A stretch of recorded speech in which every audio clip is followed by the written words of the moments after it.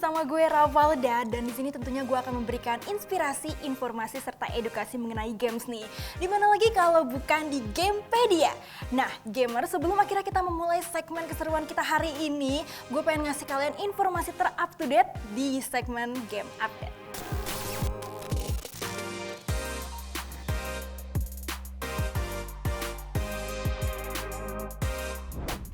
Informasi pertama tentunya terkait dari SEA Games yang ke-31 dan akan diselenggarakan di Vietnam pada tahun ini.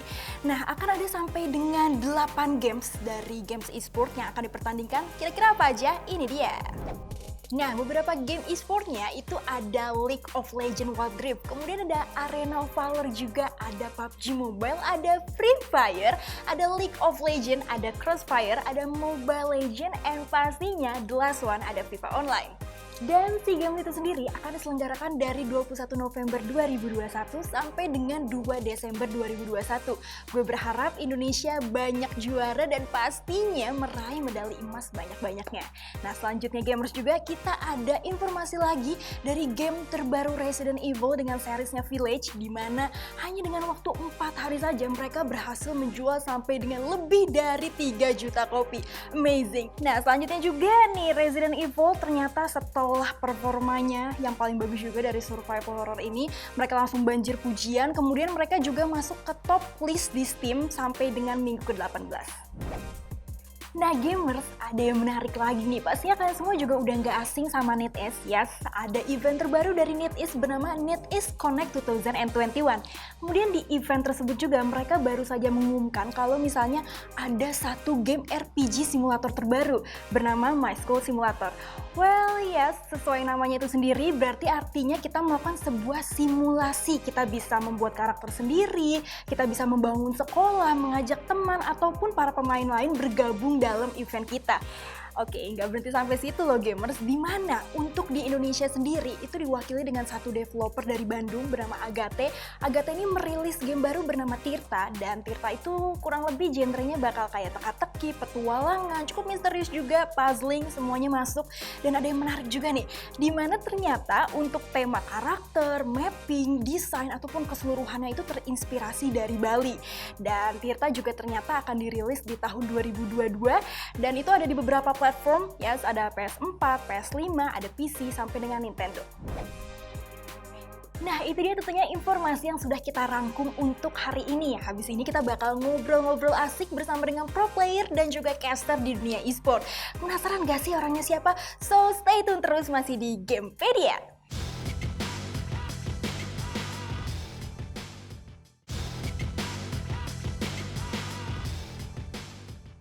Halo gamers, masih bareng gue Ravalda dan kali ini gue sudah kedatangan satu bintang tamu yang pastinya udah kalian tunggu-tunggu juga. Siapa lagi kalau bukan Kelvin? Halo. Halo, apa kabar tuh Vin? Baik. Baik nih ya, apalagi kan kita juga lagi pandemi. Nah, kalau misalnya mungkin sebelumnya bisa diceritain dulu nih. Tadi perjalanan ke sini aman nggak?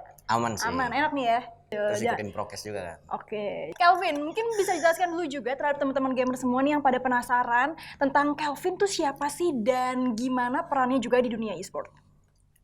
Nama gue Calvin. Game gue di PC Free Fire. Role gue support dari tim Red Bull Rebellion.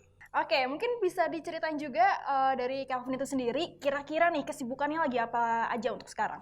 Kesibukan gue sekarang jadi professional player aja sih. Oh gitu, dan lo umur berapa sekarang? Umur gue 20 tahun. Nah, pertama kali nih lo akhirnya decide untuk ya udahlah gue masuk aja deh ke dunia games, itu kenapa tuh? Karena gue tertarik sih, dan hobi gue juga hobi main game, dan ya gini, sekarang gue jadi pro player. Tapi ortu lu setuju tuh? Ortu gue awalnya nggak setuju. Oh, dan setelah juara? Setelah itu belum juara gue, belum bisa nunjukin. Tapi dikit-dikit ortu gue mulai setuju, dan pas gue udah dikontrak dan gue udah digaji kan. Okay. Itu ortu gue udah mulai setuju. Jadi mulai setujunya setelah ada yang mengalir dananya tuh. Iya, ada yang mengalir. Ada kecipratan gitu lah ya intinya. Ada pemasukan. Ada pemasukan lah ya, nggak bakar uang doang. Oke deh, dan aduh, kalau gitu sampai sekarang nih, lu pernah jenuh nggak sih ketika bermain games? Apalagi kan lu kerjaannya cuma di gaming house doang, terus habis itu lu cuman kayak ya setiap hari makan, tidur, berdoa, main game, turnamen. Maksudnya lu ada di satu tempat yang sama-sama mereka-mereka lagi gitu? Pernah bosan gak sih? Jenuh sih ada sih, karena kan gue mainnya, rutinitas gue tuh main cuman gitu-gitu doang ya. Tidur, main game, makan, gitu-gitu. Jadi jenuh sih pasti ada. Oke. Tapi cara lu nge-overcome itu gimana? Biar misalnya lu tetap semangat gitu buat main. Kalau misalnya gue lagi jenuh sih, gue biasanya gue rehat dulu main game, rehat main gamenya, terus gue keluar kayak cari street food lah, cari makan-makan. Oh, nongki dong? Iya kayak nongki gitulah, ngopi, lagi gitu ya sih. Tapi kerjaannya main terus cuman belum angkat medali nih. Kenapa, boy? Kenapa coba? Kalau misalnya medali itu, kalau misalnya kemarin tuh gue nggak ngangkat medali tuh gara-gara mental sih. Oh, masih mental. kurang mental dan gue tim baru juga. Ya gitu, yang lawannya juga terlalu strong juga kan. EVOS back to back. Iya, Aura. Ya gitulah. First jadi rider. Kebanting mental gua. Belum ada mental untuk mental final, grand final gitu. Gua ngeliat sendiri kalau misalnya di RBR sebenarnya salah satu tim kuat juga sih. Cuman karena yang tadi lu bilang karena mental, dan biasanya nih banyak juga yang ngaitin ke arah mental ini karena pengalaman sama umur. Lu sendiri baru 20 tahun. Mempengaruhi nggak sih orang-orang yang lebih muda dari lu atau baru masuk ke kepala dua atau lebih tua itu dari sifat atau mental? Misalnya lebih bijak atau ternyata lebih childish gitu? Kalau misalnya di umur di bawah gue tuh pasti terpengaruh banget kan, karena awal juga pasti mentalnya kena. Nah kalau misalnya umur di atas gue itu emang kebijak, pasti pemikiran lebih luas. Bapak. Tapi pasti mekaniknya kurang. Oh gitu. Kalau misalnya tambah tua, pikiran bijak tapi mekanik kurang. Kalau misalnya lebih muda, mekanik bagus, pemikiran kurang. Jadi biasanya short call-nya itu berarti datangnya dari yang lebih berumur, maksudnya yang lebih tua gitu, atau nggak ngaruh gitu? Nggak ngaruh sih, short call di umur berapa ya, yang penting dia tegas dan pinter aja, pinter ngambil zona gitu. Bisa jadi short call. Di zaman gue nih Vin, waktu gue masih jadi pro player, itu biasanya kapten itu ngerangkap 2 role, jadi short call juga, jadi kapten. Nah, kalau misalnya di Battle Royale sekarang, kira-kira kapten itu sama nggak sih sama shot caller? Beda. Tetap beda berarti di sini? Ada beda. Oh. Terus kapten secara signifikan tugasnya apa? Kapten untuk, ada 2 sih kapten di game kan, ada kapten game, ada kapten iya. Kapten tim lah ya, iya, kapten tim sama kapten in game. Oh, itu beda tuh di sini. Ya beda. Oke, kapten in game lebih ke arah yang decide kita bikin strategi atau gimana atau gimana? Iya, kayak bikin strategi, nyoba-nyoba strategi baru juga tuh kapten game. Terus kalau kapten luar game, kapten tim itu ya itu kayak kapten biasanya aja lah. Yang kalau misalnya berantem, ngerangkul gitu-gitu ya. Bonding, jadi tempat curhat. Ya. Oke. Berarti kalau misalnya kapten in game lebih ke arah strategis, coach di sini apa? Kalau coach sebagai analis juga bisa. Analis, yes, betul. Terus bisa juga ngerangkul juga. Gitulah coach, terus kasih tahu drop zone gitu, terus strategi. Coachnya Rebellion siapa sih sekarang? Bang Pudin. Nanti ajak lah, kapan-kapan nongki kita. Boleh. Tapi setelah COVID ya? Iya, pastinya sih.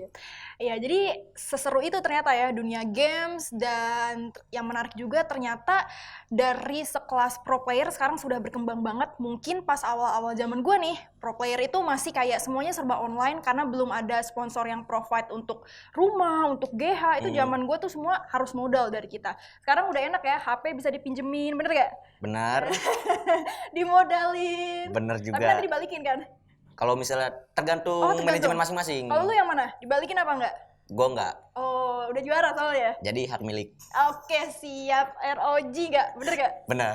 Oke, mantap. Oke, kira-kira itu aja nih gamers untuk Kelvin. Selanjutnya kita juga masih ada satu narasumber lagi dari POV yang berbeda tentang dunia e-sport. Jadi jangan kemana-mana.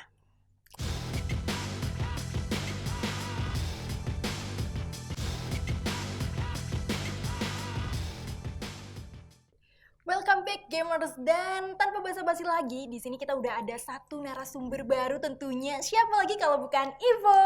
Hai, Ravalda. Halo. Udah saling kenal dong? Udah dong. Udah. Nggak perlu kenalan? Nggak usah. Tapi mungkin kenalannya sama teman-teman gamers aja nih. Yes. Jadi Ivor di sini kan adalah shotcaster. Kita dapat POV baru. Kalau tadi kita udah lihat dari sisi pro player, gimana tentang shotcaster dunia game? Mungkin bisa dijelasin, Ivor? Ya, kalau untuk shotcaster di game ya, tentu kalian kalau misalkan nonton bola itu pasti ada komentator nih. Pasti akan membawa pertandingan gitu kan. Ketika misalkan pemain tim ini main dengan lawan tim ini gitu kan, pasti ada komentator yang secara kalau kita tonton pasti akan seru gitu. Kan ada jalur pertandingan yang dibawakan oleh komentatornya. Sama juga halnya kayak shotcaster, sama juga kayak di bola. Jadi kalau misalkan Calvin nih timnya main nih di RBR gitu kan. Terus dia main tuh ada tim lawannya 11 tim ya. 11 tim lawan sama dia nih. Terus kita ada komentatornya nih. Komentatornya ngebawa perjalanan acaranya dari awal sampai akhir. Jadi gitu komentator lah. Jadi yang isi suara-suara yang hype itu tuh suara lu? Enggak, banyak temen juga temen. Sama temen. Gue temen lu enggak? Enggak. Tapi ya untuk udah enggak temen. Iya, teman-teman. Oke. Terpaksa aja emang. Terpaksa, ya nggak apa-apa gitu dia mah. Nah mungkin bisa dijelasin dulu nih, sebelum akhirnya lu masuk ke dunia shotcaster tuh kayak gimana sih? Gua masuk ke dunia shotcaster itu berawal dari komunitas. Oke, komunitas. Ya, gua dulunya sebagai ya pekerja keras lah ya. Oh, jadi admin. Kuli. Oh, bukan. Oh, kuli. Enggak. Kuli panggung. Kulgar. Ya, kuli. Kuli. Nah, terus akhirnya beranjak dari admin, belajar juga teman-teman banyak teman-teman gue yang dari sang sejob sama gue akhirnya pernah masuk ke ranah itu, akhirnya gue juga belajar. Gue juga mau coba gimana sih jadi showcaster tuh gitu. Kayak seru banget gitu. Dari semua game kenapa sih lo mirip Free Fire gitu? Kan ada game-game yang gede juga khususnya buat di mobile ya? Kalau gue nggak tahu kenapa jatuhnya ke Free Fire, karena Free Fire kayak gamenya seru juga sih. Maksudnya dari secara kan dia battleground gitu kan. Terus gue juga suka game yang tembak-tembakan gitu. Tapi kadang-kadang kalau nembak yang lain di ghosting. Oh, di ghosting, siap. Belum pernah ada yang tembus nih tapi sekarang. Belum, kayak dia rendah ya kalau nembak yang lain. Iya. Oke, nah mungkin ini ada pertanyaan yang seru sih sebenarnya. Ini untuk keduanya dari posisi Ivor sama Kelvin juga. Kalian kan sama-sama berusaha mencari cuan nih di e-sport. Menurut kalian menjanjikan gak sih pekerjaan di dunia e-sport itu sendiri? Mungkin bisa dari Kelvin dulu. Kalau menurut gue sih belum menjanjikan. Karena di dunia e-sport ini kan pekerjaannya nggak jangka panjang ya. Karena ada kontrak yang gini-gini lah. Nah, jadi kagak menjanjikan.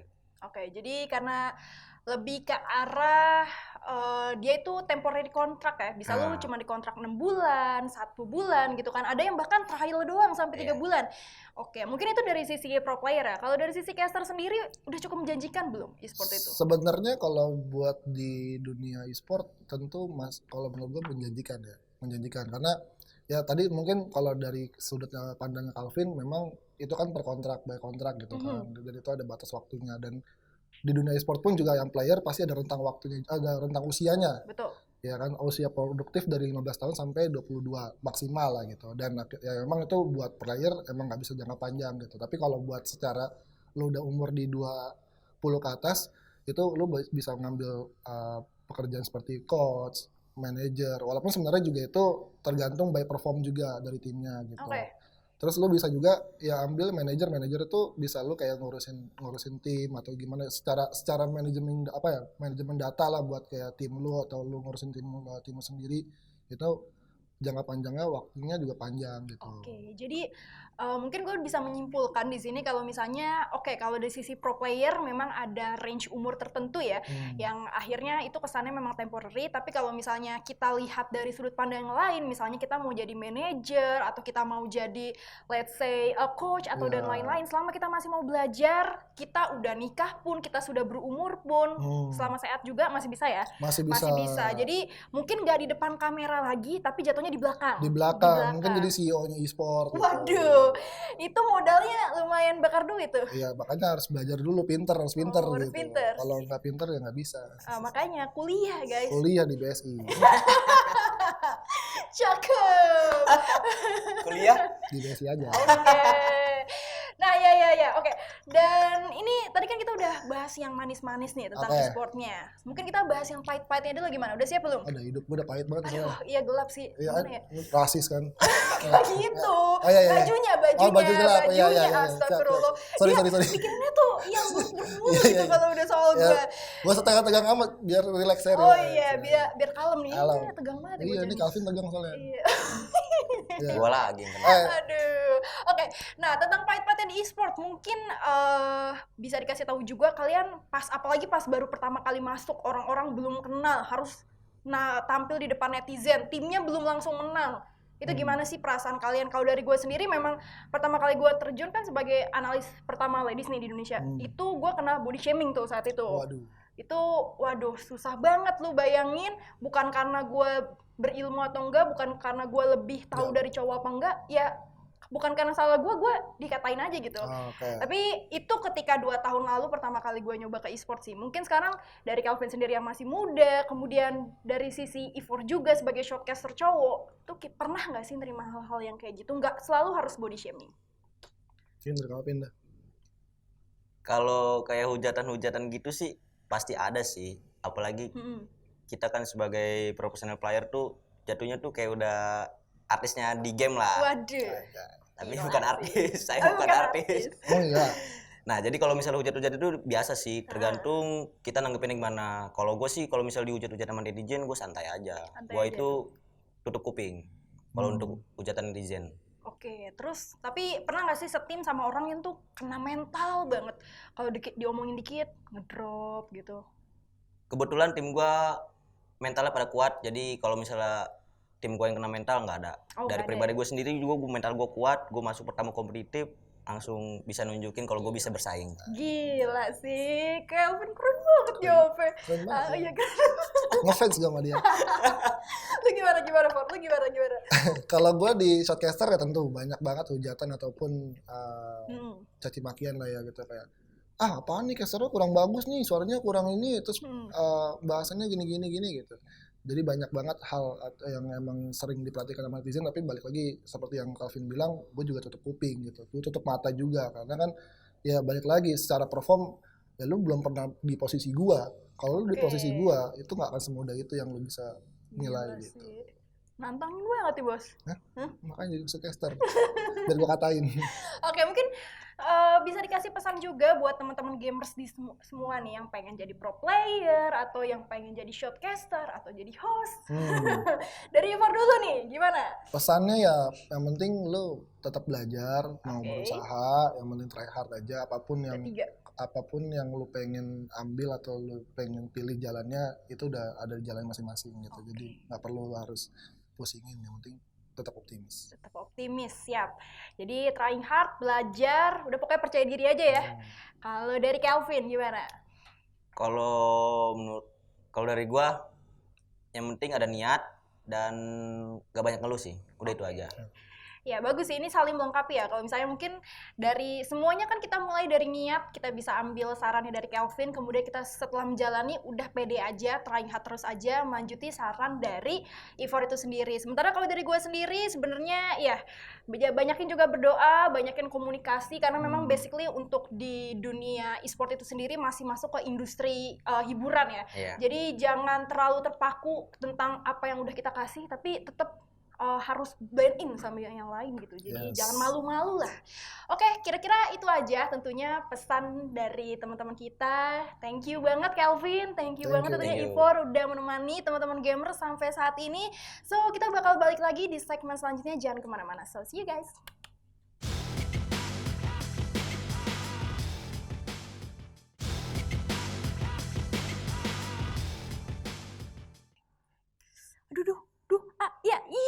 Dikit lagi, ya, aduh, kalah lagi dong. Asli gue nggak ngerti ya, ini tuh gue yang cupu apa mereka yang jago sih? Gimana ya? Oke, gini aja. Gimana kalau misalnya kalian semua ikut gue sama-sama belajar di coaching klinik bareng Skyla nih? Karena gue yakin kita bisa tambah jago dari dia. Oke lah, udah nggak usah ribet lagi, langsung aja. Ini dia Skyla.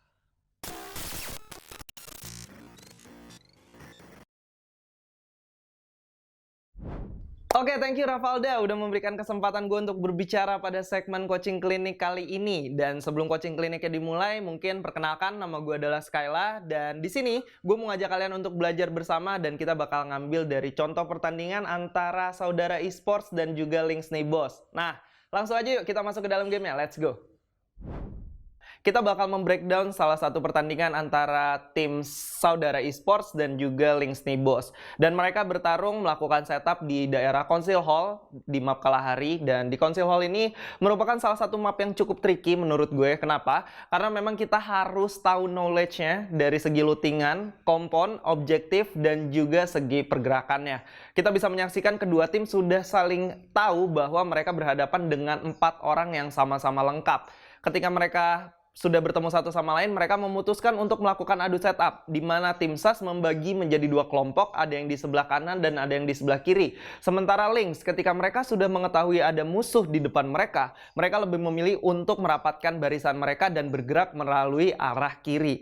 Ketika tim SAS mulai masuk ke daerah pertahanan tim Lynx di sebelah kanan yang dipimpin oleh Natden dan juga Fung, di sana mereka mempunyai kesempatan emas di mana mereka bisa langsung meng-knockdown satu orang atau men-take off, tapi mereka gagal untuk mempunish orang tersebut yang membuat tim Lynx yang sudah melakukan regroup bisa memberikan counter attack dengan tempo yang sangat cepat. Sementara tim dari SAS sendiri cukup jauh karena mereka membagi 2 posisi, 2 di kanan, 2 di kiri, yang membuat teman-teman SAS yang ada di sebelah kiri sendiri membutuhkan waktu yang cukup lama untuk mendekat. Akhirnya peperangan terjadi 4 lawan 2. Ketika tim SAS sudah mulai mendekat, sudah cukup terlambat karena 2 teman-teman dari tim SAS sendiri, Fung dan juga Natden, sudah berhasil dipunish dengan clear dan juga dengan sangat aman oleh tim Lynx. Terbukti bahwa mereka tidak membutuhkan resource cukup banyak untuk menumbangkan dan mereka juga tidak ada yang terknockdown. Membuat tim SAS sendiri harus dipukul mundur secara perlahan dan harus mengakui kekalahan mereka di daerah Council Hall. Itu adalah ketika tim SAS gagal mempunish salah satu player dari Lynx Nibos. Kira-kira apa yang bakal terjadi kalau mereka berhasil mempunish player tersebut? Ini tentunya bakal cukup menarik. Kenapa? Ketika mereka berhasil mempunish satu orang, kondisi bakal menjadi 4 lawan 3. Ini memungkinkan pergerakan dari tim SAS 2 orang yang ada di kiri lebih fleksibel lagi. Mereka nggak perlu melakukan backup karena mereka sudah tahu kondisi menjadi 4 lawan 3. Mereka bisa bergerak dari arah kiri, langsung menusuk ke jantung pertahanan lawannya dan melakukan flanking. Dan chance untuk melakukan locking terhadap lawannya itu bakal benar-benar lebih besar lagi. Kenapa? 2 orang di kiri, 2 orang di kanan. Musuh tersisa 3 orang, sementara musuh bakal sedikit keteteran karena ada 1 orang yang ter-take down. Ini membuat kondisi 4 lawan 3 ini bakal menjadi lebih efektif. 1 orang dari tim SAS yaitu Fung yang ada di bawah bisa melakukan pergerakan spreading ke sebelah kanan, memasang glue wall dan bisa melakukan penguncian yang sangat efektif terhadap lawannya. Ketika itu sudah terjadi, otomatis kemenangan sudah ada di tangan dari tim Saudara Esports. Nah, itu adalah 2 kemungkinan yang akan terjadi ketika ada peran kunci di mana masing-masing playernya memiliki kesempatan emas. Kesempatan emas yang dimiliki oleh Saudara Esports sendiri adalah ketika mengetahui satu musuh dari Lynx Nibos tidak menyadari pergerakan mereka yang sedang melakukan flanking di sebelah kanan. Sementara kesempatan emas dari Lynx Nibos sendiri ada ketika elemen surprise attack dari Saudara Esports itu gagal, membuat mereka yang sudah lengkap 4 orang langsung merapatkan barisan dan kondisi menjadi 4 lawan 2. Kenapa? Karena tim dari Saudara Esports sendiri 2 orang sedang melakukan flanking di posisi yang sangat jauh. So, itu adalah 2 possibility yang sangat berbeda dan 2 kemungkinan yang sekiranya sangat-sangat menjadi kunci kemenangan dari masing-masing tim yang bermain, yaitu Saudara Esports dan juga Lynx Nibos. So, that's it guys. Selesai sudah coaching klinik kita pada kali ini. Dan harapan gue tentunya kalian bisa paham tentang materi yang udah kita pelajarin bersama-sama. Dan kalian tambah jago lagi bermain gamenya. Gue harap kita bisa bertemu lagi di episode selanjutnya. So, please Rafalda, take it away. See you soon guys. Bye-bye. Nah gamers gimana? Pastinya udah tambah jago dong, apalagi sudah dibantu juga sama coaching klinik dari Bro Skyla. Nah gamers juga itu dia tentunya untuk acara kita hari ini. Terima kasih sudah menonton, Rafalda pamit undur diri, sampai jumpa di Gamepedia minggu depan. Bye-bye!